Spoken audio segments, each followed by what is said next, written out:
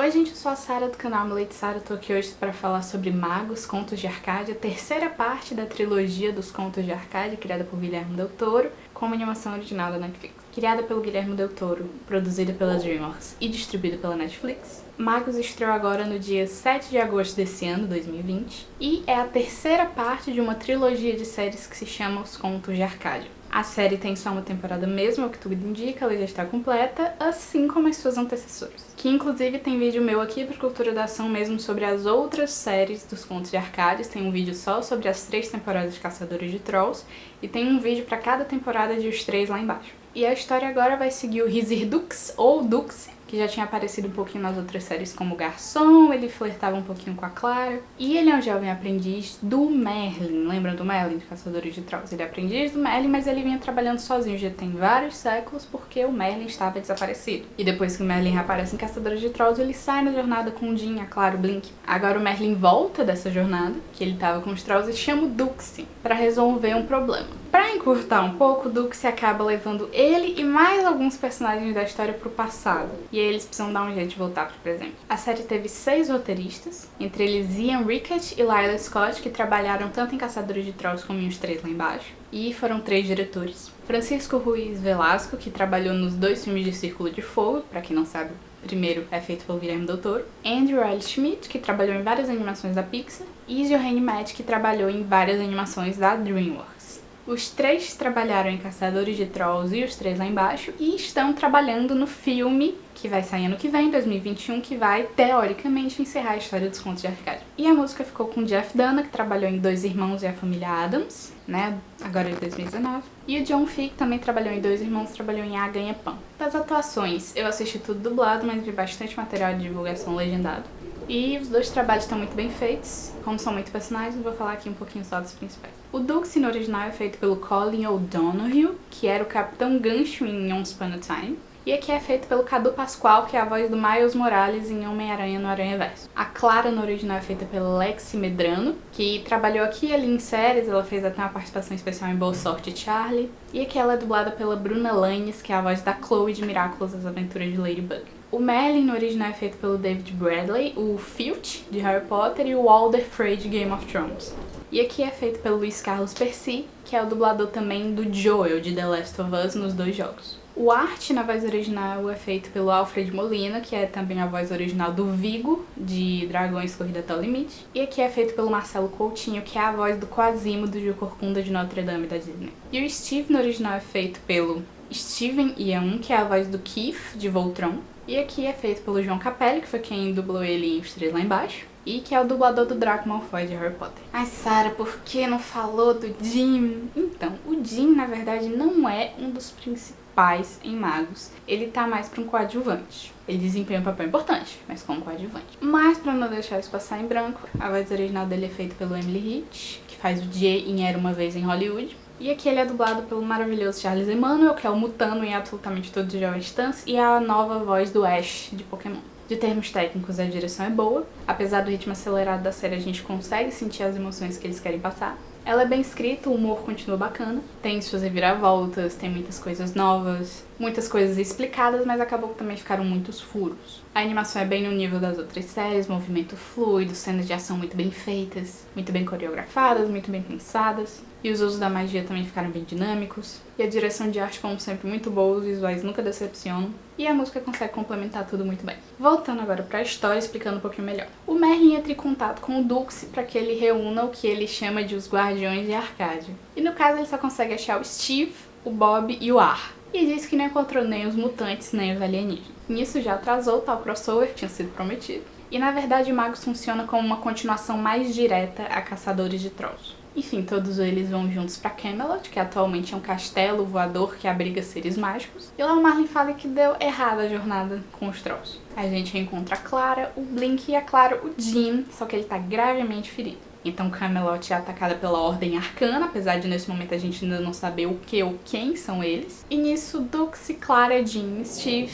acabam caindo na antiga Camelot, da época do Rei Arthur. E pra quem não lembra muito de Caçadores, o ciclo arturiano foi bem importante para a história de Caçadores de Trolls. Eles falam várias vezes em Caçadores de Trolls da Batalha da Ponte Olha a Morte, em que estavam presentes o Rei Arthur e Morgana, Ideia, que era a primeira caçadora de Trolls, e que lá eles fecharam Gão-mai, os outros Gangams, nas Terras Sombrias. Então, assim, basicamente a série bebe demais de Caçadores de Trolls. É meio difícil você assistir ela sem ter visto Caçadores. Dá, mas você vai boiar em algumas coisas. Então é justamente nesse período super, ultra, mega, hiper importante que eles caem. Então eles têm que descobrir como voltar pro presente sem acabar com a linha do tempo. Então, de certo modo, Magos serve como prequel e como sequel de Caçadores de Trolls, porque mostra coisas que acontecem antes e coisas que acontecem depois. Eu sei, é confuso, mas viagem no tempo. Isso, no episódio 1, é toda essa introdução que eu falei.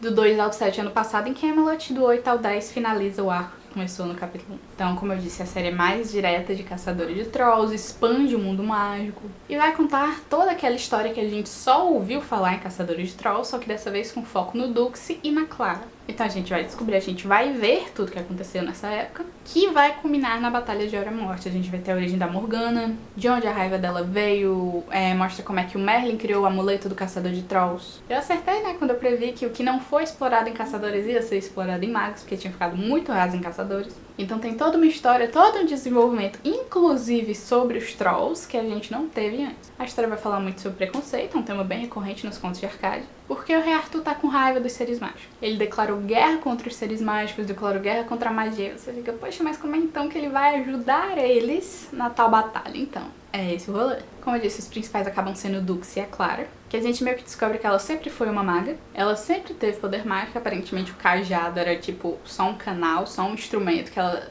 aparentemente não poderia nem usar se ela não tivesse magia. E faz tempo que eu vi Caçadores, então eu realmente não lembro se mais alguém, além da Clara, ou da Morgana, talvez, chega a usar o Cajado das Sombras. Então, teoricamente, só magos poderiam ter usado o Cajado. E ela tá cheia de conflitos internos, cheia de culpa, porque ela acha que o que aconteceu com o Jin, ele ter sido gravemente ferido, foi uma falha dela, porque ela não soube proteger ele. Ela tá bem mais poderosa e tá com medo de se tornar a Morgana, justamente porque esse poder da magia das sombras tá ficando cada vez mais poderoso. Já que a magia não está no cajado, a magia tá nela. Os personagens que a gente conhecia tão um pouquinho diferentes, porque o Jin e a Clara passaram muito tempo fora, muita coisa aconteceu. Eles não são mais os mesmos, assim como a gente tem personagens que estão no caminho contrário. Eles ainda não são o que a gente conhece, como a Morgana, o Gamal, o Bular. Eles não são exatamente o que a gente espera. Falta coisa acontecer com eles. Tem alguns novos personagens, o próprio Rei Arthur, Sir Lancelot, né, sempre tá presente nas histórias da Távola Redonda. Tem a Calista, e todos são muito legais, cada um foi pensado pra estar ali por algum motivo.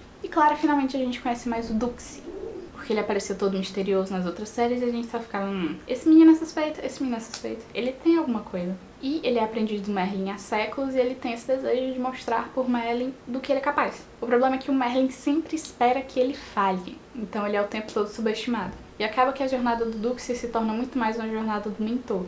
Ele vai, ao longo dos episódios, ele vai assumindo deveres, responsabilidades, tarefas, ele não vai acumulando feitos heróicos como o Jin. E a gente aprende mais sobre o próprio Merlin, mesmo que muita coisa fique no ar, ele é um personagem extremamente misterioso.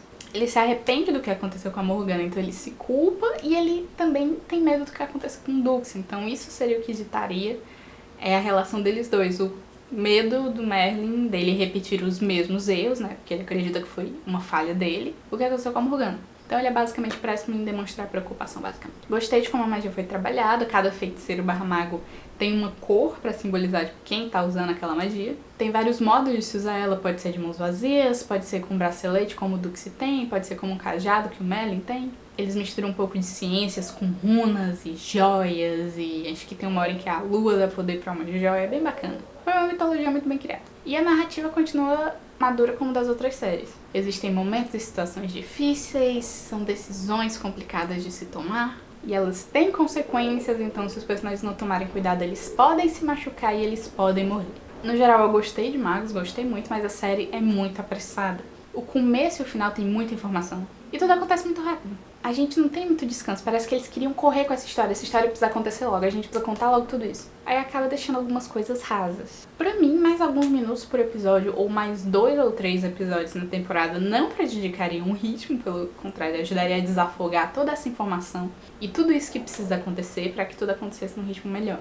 Não é porque a gente não tem aquele tempo em Caçadores pra explorar os personagens, entender as nuances dos personagens, não. Tem que ir entendendo enquanto a história tá andando. Acabou que no final tem um crossover, por menor que seja, né, com o Krull. E a gente introduziu uma informação interessante, que tecnologia acridiana e magia se dão muito bem. E eu acho que essa vai ser a chave do filme. Vai ser essa união entre tecnologia e magia que vai render alguma coisa. E com toda essa corrida, a história tem seus vários furos. Alguns se justificam pela emoção, tipo, eu sei que isso aqui está errado, mas se eu fizer desse jeito errado, a emoção fica maior, fica mais interessante pra história. E outros se justificam porque as séries têm muitos anos entre si. Por mais que tenha sido tudo planejado, tudo escrito, tudo antes, ainda assim, com o tempo as coisas mudam. Algumas ideias mudam, outras dão errado, né? Algumas são aprovadas e, enfim, a própria história se torna outra coisa. A gente ganha muitas respostas, mas muitas delas levam a mais perguntas. Então, assunto é o que não falta ainda. E eu fiquei pensando que talvez esse passado que foi mostrado em Magos pudesse ser mostrado de outro jeito. Em um quadrinho, né, por exemplo. Mas aí eu percebi que o objetivo é mostrar como esses personagens são especiais, como eles não só fizeram diferença no presente, eles também fizeram diferença no passado. E sim, isso cria um paradoxo, mas é isso, é mostrar que esses personagens são diferentes de tudo que já aconteceu, apesar da gente ter vários outros especiais. Acaba que no fim o Del Toro, se quiser, ele pode explorar esse universo dele por anos e anos em diversas mídias, como na verdade já vem fazendo, né? Existe uma série de livros e uma série de graphic novels. Na real não são graphic novels, acho que são quadrinhos, posso estar enganada. Enfim, já tem essas duas séries de conteúdos extras do universo dos contos de Arcádia. Infelizmente não foram lançados aqui no Brasil. Mas já tá ganhando áreas de Star Wars, assim, né? Porque, enfim, acabou que esse universo foi muito bem construído e é muito rico. Pontos fracos, a narrativa é muito apressada. Isso acaba fazendo a série ter um ritmo um pouco estranho e vários furos na história. Pontos fortes, acaba que apesar de tudo, assim como nas outras séries, a história é muito boa, empolgante, os personagens são maravilhosos. Referências, como é uma história de viagem no tempo na época arturiana, né, no ciclo arturiano, a gente tem várias referências às histórias arturianas, né, todo mundo já ouviu falar de Sir Lancelot, Galahad. Também há obras que tem viagem no tempo, a gente tem até, se eu não me engano, uma fala de referência ao Exterminador do Futuro. Sendo uma obra com magia, é óbvio que vou fazer referência a Harry Potter, né, acho que tem umas 2, 3 piadas que o Steve faz que fazem referências a Harry Potter. E obviamente muitas referências a Caçadores de Trolls e os Três Lá Embaixo. Mas eu também captei algumas referências com X-Men, quando se fala de preconceitos e algumas outras coisas. E também captei referências a Star Wars Os Últimos Jedi, por conta justamente da tal jornada do mentor. Concluindo, apesar de corrida, Magos é uma ótima terceira parte. Não digo um final, porque descobri agora que o Del Toro somente pra mim consegue complementar bem as outras duas séries e trazer muita coisa nova. Não tem confirmado uma segunda temporada de Magos, eu acho que realmente não vai ter. Eu acho que o que a gente pode esperar é só que ano que vem, 2021, sai o filme, que é Shadowhunters Rise of the Titans, que seria, traduzindo algo como Caçadores de Trolls, a Ascensão dos Titãs. Quem são os Titãs? Não tenho a menor ideia. Enfim, teoricamente esse filme concluiria a história. Se vai ser mesmo uma conclusão, não dá pra dizer, eu não me arrisco mais a confiar no Del Toro. Se ele quiser, ele explora esse universo indefinidamente. E o próprio Mark Guggenheim, que foi um dos produtores, né, falou que tanto a Netflix como a DreamWorks têm seus planos pros contos de Arcádia. Então, fica aí uma interrogação sobre o que pode vir a seguir.